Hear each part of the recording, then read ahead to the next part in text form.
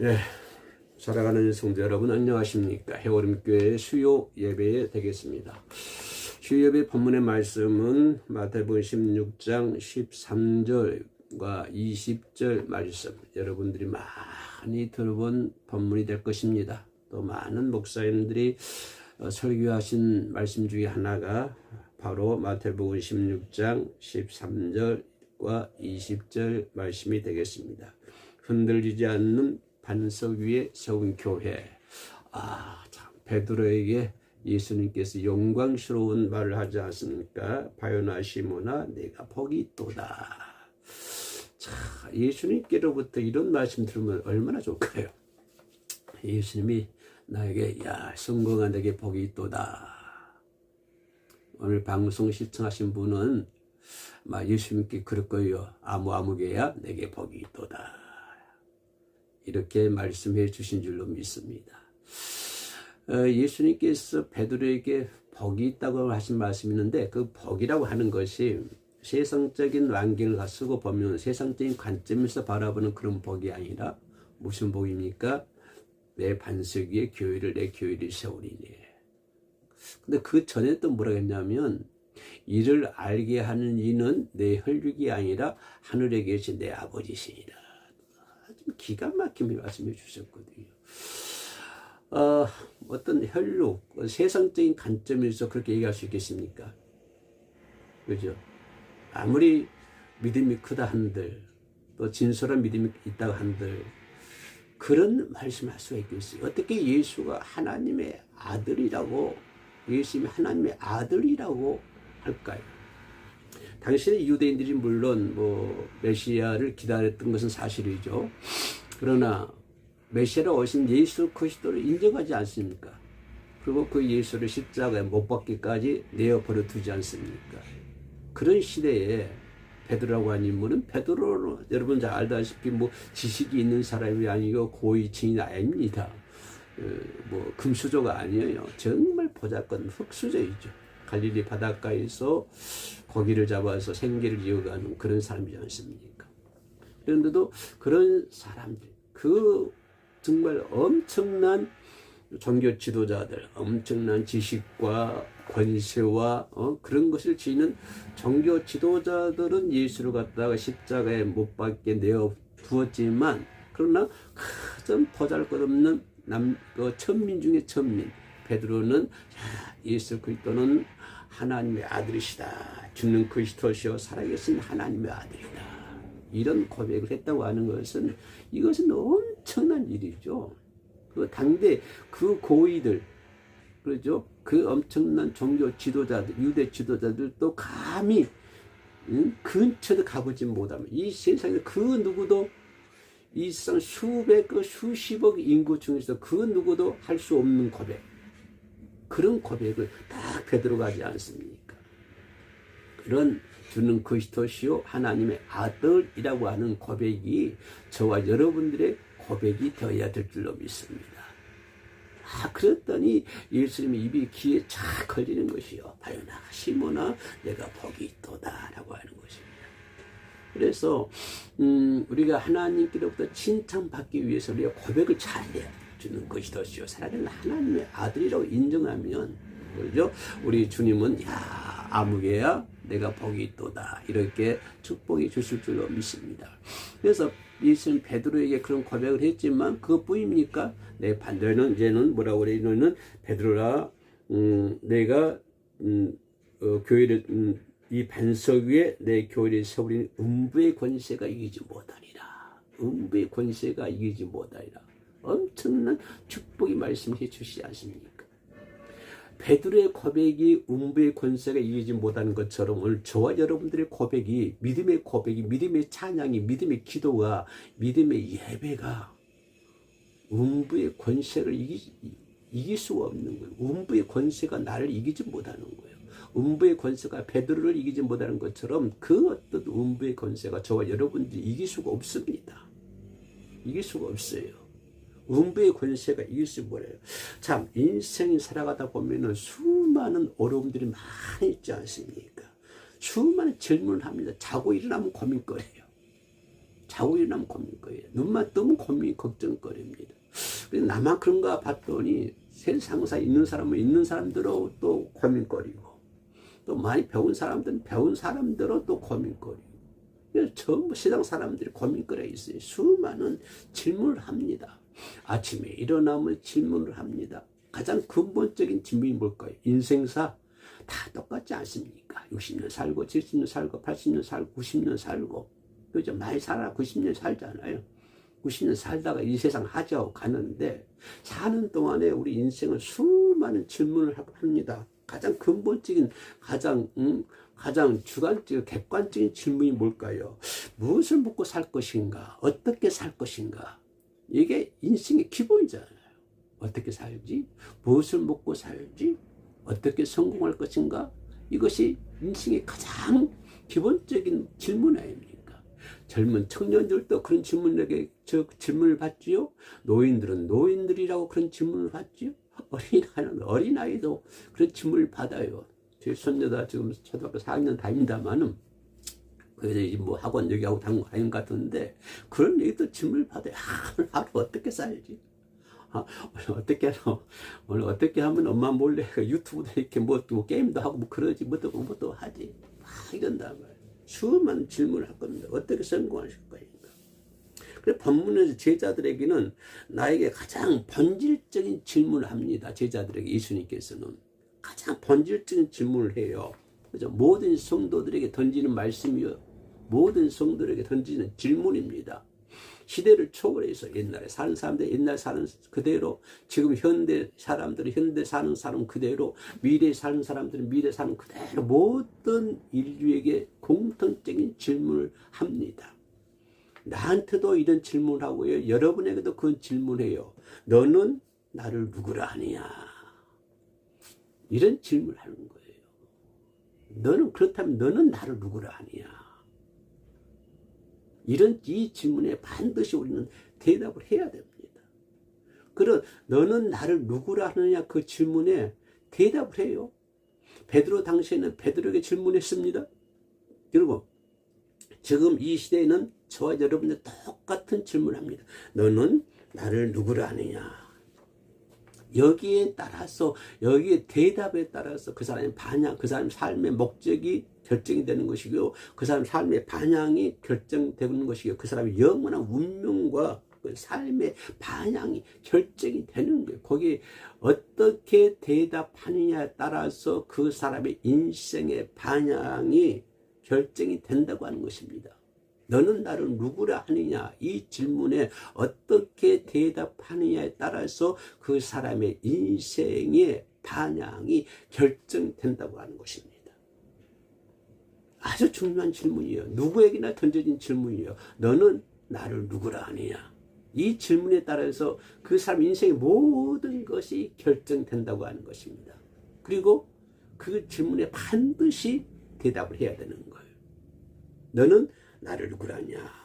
그러면 이 세 가지 보면 이 핵심이 있는데 뭐냐면 13절부터 15절까지입니다. 세상의 시선과 제자의 고백입니다. 그러면 세상 사람들이 바라볼 때 예수 그리스도를 어떻게 알고 있을까? 세상 사람들이 바라볼 때 예수님은 뭐라고 그래요? 사람들은 예수님을 세례 요한 또는 엘리야 또는 예레미야 같은 훌륭한 선지자 중에 한 사람이라고 고백을 합니다. 이것은 세상 사람들이 얘기하는 거예요. 세상 사람들이 그렇게 예수 그리스도를 바라보지만, 그렇다면 너는 나를 누구라 하느냐, 그 말이에요. 세상은 예수님을 갖다가 어떤 세상적인 군자, 뭐 도덕적 수승, 이렇게 존경할 수도 있습니다. 그렇게 생각할 수도 있어요. 세상 사람은 석가모니들처럼, 마호메처럼, 또 예수님도 훌륭한 스승, 도덕적인 스승, 세상 사람들은 이렇게 생각할 수도 있어요. 그러나 그것만 부족해요. 그것까지 부족해. 예수님은 우리에게 남들의 의견이 아니, 세상 사람들의 의견이 아닌 너는 나를 누구라 하느냐. 세상 사람들은 나를 그렇게 생각하지만, 엘리야나 세례 요한이나 저 선지자 중 한 사람 생각하죠. 그렇다면 너는 나를 누구라 하느냐. 나와 예수님과의 인격적인 관계를 얘기하는 거예요. 그러면 예수님께서 나에게 야 아무개야 너는 나를 누구라 하느냐 물어보면 나도 세상 사람들과 똑같이 뭐 석가나 마호메처럼 훌륭한 지도자입니다. 도덕적인 스승입니다. 이렇게 얘기합니까? 세상 사람들은 그렇게 얘기할 줄 몰라요. 그러나 그것 가지고는 부족하잖아요. 그것 가지고는 부족해. 뭐냐면 예수님과 나와의 인격적인 관계를 물은 거예요. 인격적인 관계. 친구처럼 인격을 소유한 관계. 친구처럼 옆에 있는 분처럼 인격적인 관계를 물어보는 거예요. 그랬더니 베드로가 얘기를 합니다. 주는 그리스도시요 살아계신 하나님의 아들입니다. 라고 고백하는 거예요. 그리스도란 말은 뭐예요? 그리스도. 주는 그리스도입니다. 그리스도란 말은 무슨 말이에요? 죄에서 우리를 구원하여 유일한 메시아라 이 말이에요. 주일은. 베드로 고백이 그거예요. 주는 그리스도시요. 그리스도란 말은 뭐예요? 유일하게 나를 죄에서 구원할 유일한 메시아라는 나를 죄에서 구원할 수 있는 유일한 메시아라고 고백을 하는 거예요. 그게 그리스도이거든요. 모든 죄에서 구원할 메시아, 그게 그리스도이고, 또 베드로의 고백 속에 하나님의 아들이란 표현을 합니다. 하나님의 아들. 저 예수님은 곧 하나님과 동등한 권능을 가진 분이다 그 말이야. 하나님과 동등한 권능을 가지고 받으신 분이다. 하나님과 동등한 권세를 가지신 분이다. 어디서 인정할 수 있죠? 창세기 보면 사람을 만들 때 거기에 예수님이 참여하지 않습니까? 그러니까 하나님의 아들이라고 하는 것은 하나님과 동등한 권세를 가지신 분이라고 인정하는 거예요. 세상 사람들은 예수를 선지자, 예언자, 예레미야, 엘리야 그렇게 얘기하지만 베드로는 고백 그것이 아니야. 예수 그리스도는 우리를 죄에서 구원할 유일한 메시아.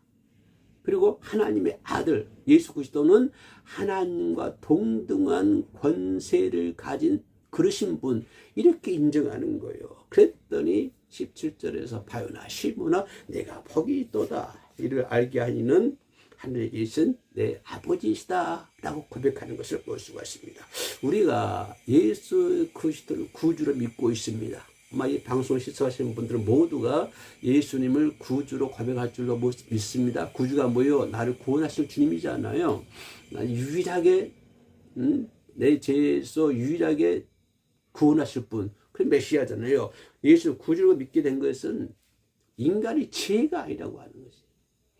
베드로가 그렇게 고백할 수 있는 것은 인간의 죄가 아니라 하나님의 전적인 은혜라고 하는 것입니다. 세상 사람들은 하나님의 전적인 은혜가 없기 때문에 예수 그리스도를 엘리야, 예레미야 선지자 중에 한 사람이 고백을 하지만 그러나 전적으로 하나님의 은혜를 입은 사람은 예수는 누구예요? 그리스도시요 하나님의 아들이라고 고백하는 거예요. 이것은 이렇게 고백할 수 있는 것은 세상적인 지혜가 아니라 누구의 은혜다? 하나님의 은혜라고 하는 것입니다. 하나님의 은혜를 받은 사람들은 예수님을 그리스도시요 살아계신 하나님의 아들로 인정하지만 하나님의 은혜를 받지 못한 사람들은 예수 그리스도를 어떻게 인정을 합니까? 세례 요한, 엘리야, 선지자 중에 한 사람 그렇게 인정하는 거예요. 그래서 예수님 이 질문은 뭡니까? 예수님과 나와의 인격적인 관계 그거를 물으시는 거예요. 그랬더니 예수님께서 뭐라고 그래? 18절 19절에서 반석 위에 세운 교회 천국 열쇠 이걸 얘기한다. 18절 보니까 또 내가 내게 이르노니 너는 베드로라 내가 이 반석에 내 교회를 세우리니 음부의 권세가 이기지 못하리라. 19절에 내가 천국 열쇠를 내게 주리니 내가 땅에서 무엇이 매이면 하늘에서도 매일 것이요 내가 땅에서 무엇이 풀리면 하늘에서도 풀리리라. 이 고백 위에 교회를 세운다 그 말씀이거든요. 그럼 베드로의 고백 위에 이 내 교회를 세운다. 이게 무슨 뜻일까요? 아주 중요한 의미를 가지고 있습니다. 이 반석 위에 이 베드로의 고백 위에 내 교회를 세우겠다 말은 뭐예요? 음부의 권세가 이기지 못하리라 그 말이에요. 음부의 권세가 이기지 못하리라. 이게 무슨 말이에요? 세상에 어떤 시련과 세상의 어떤 어려움과 세상의 어떤 사탄의 공격에도 무너지지 않는다. 그 말이에요. 이것이 뭐예요? 음부의 권세가 이기지 못하다. 세상의 그 어떤 공격에도, 세상의 그 어떤 사탄의 공격에도 절대로 이길 수 없다고 하는 거예요. 이걸 이게 음부의 권세가 세상의 어려움이, 그죠? 예수님의 제자들은요, 다 죽음을 당합니다. 순교를 당합니다. 그 순교를 당해도 그 사탄의 권세에도, 사탄의 공격에도, 그래, 예수님의 제자 순교를 당하면서까지도 사탄의 공격을 이 예수님의 제자들이 이기지 못하는 거예요. 음부의 권세가 이기지 못하리라. 그리고 그 다음에 뭐래요? 천국 열쇠에게 주리니. 이게 무슨예요? 천국 열쇠에게 주리니. 복음을 전하고 선포하는 권세를 주는 거예요. 복음을 전할 수 있는 권세를 주는 거예요. 그죠? 선포할 수 있는 권세를 주는 거예요. 이 땅에 복음을 전할 때요, 하늘의 문이 열린 역사가 일어날 줄로 믿습니다. 이 땅에 복음을 전할 때요, 하늘의 문이 열리는 역사가 일어나요. 다 커피숍에 모여서 커피 먹는데 하늘의 문이 열리는 것이 아니라, 그죠? 뭘 전할 때? 하나님의 복음을 전할 때, 그리스도의 복음을 전할 때 하늘의 문이 활짝 열 줄로 믿습니다. 응? 그것이 천국 열쇠예요. 천국 열쇠 내게 주리니. 천국 열쇠 내게 주셨어요. 천국 열쇠는 뭐예요? 하늘의 문이 열리는 거잖아요. 응? 문이 열리잖아요. 문 따고 들어가잖아요. 그런 열쇠, 내가 복음을 전할 때 하늘의 문이 쫙 열릴 줄로 믿습니다. 내가 기도하고 예배 드릴 때 하늘의 문이 쫙 열릴 줄로 믿습니다. 내가 성스럽게 찬양할 때 하늘의 문이 쫙 열리는 거예요. 그런 권세를 나에게 주셨다고 하는 거예요. 여러분에게 주셨다고 하는 거예요. 그냥 예배 드릴 때 그냥 예배하는 것이 아니고, 기도할 때 그냥 기도하는 것이 아니고, 찬양할 때 그냥 찬양하는 거, 억지로 찬양하는 것이 아니고, 내가 기도하고 예배하고 찬양할 때, 내가 복음을 전할 때 뭐가 열려요? 하늘의 문이 활짝 열릴 줄로 믿습니다. 그런 천국의 열쇠를 내게 주었다고 하는 것입니다. 충실을. 결론적으로 보면 이 고백을 들으신 후에, 그래서 예수님은 자신이 고난을 받고 죽음을 당할 것을 가르치고 있습니다. 21절에서 이때부터 예수 그리스도께서 자기가 예루살렘에 올라가 장로들과 대제사장들과 서기관들에게 많은 고난을 받고 죽임을 당하고 제3일에 살아나야 할 것을 제자들에게 비로소 가르치니. 21절 처음에 이때부터, 21절 처음에 이때부터, 그리고 끝부분에 비로소 가르치니. 베드로의 고백 위에 교회를 세우고, 그리고 음부의 권세가 이기지 못하리라 한 다음에, 그 가르친 다음에 그때부터 예수님께서 이제 죽음에 대해서 제자들에게 가르치고 있는 것을 볼 수가 있습니다. 진정한 신앙의 고백은 단순히 입술의 고백으로 끝나지 않는 것입니다. 나의 주인이 내가 아니요, 예수 그리스도임을 선포하는 거예요. 내가 고백하는 것은, 저는 그리스도시요 살아계신 하나님의 아들이라고 고백하는 것은 그저 단순한 고백이 아니라 내가 말로 하는 거 아니에요. 신앙의 고백은요, 말로 하는 것이 아닙니다. 이제는 내가 주인이 아니에요. 내 주인은 누굽니까? 예수 그리스도가 내 주인이세요. 죽으면 죽으리라고 따라가는 거예요. 종이 뭐 할 얘기가 뭐 있습니까? 주인 따라가는 것이지. 내가 고백한다고 하는 것은 내 인생의 주인은 내가 아니가 예수 그리스도가 나의 주인이다, 그 말이에요. 세상 풍파 속에도 반석 같은 믿음으로 흔들리지 않는 거예요. 음부의 권세가 이기지 못하거든요. 세상의 어떤 풍파 속에서도요, 반석 같은 믿음으로, 반석이, 돌이 세상의 풍파에 흔들리십니까? 절대로 흔들리지 않아요. 저 산악산의 그 큰 바위들이 세상 풍파에 흔들립니까? 절대로 코로나 속에 흔들려요? 안 흔들려요. 저기 뭡니까? 이란과 저기 미국의 그 전쟁에도 바위 흔들려요? 안 흔들려요. 우리의 믿음은요, 반석 같아요. 절대로 흔들리지 않습니다. 우리 삶에 현장에서 다시 한번 하나님께 기도해야 될 줄로 믿습니다. 주님, 당신만 내 삶의 주인입니다. 라고 고백해야 돼. 당신만이 내 삶의 주인입니다. 살아계신 하나님이신 당신만이 내 삶의 주인이시고 내 삶의 하나님이십니다라고 고백할 수 있는 저와 여러분이 될 줄로 믿습니다. 그러면 하나님께서 천국의 열쇠를 주실 줄로 믿습니다. 할렐루야. 기도하겠습니다.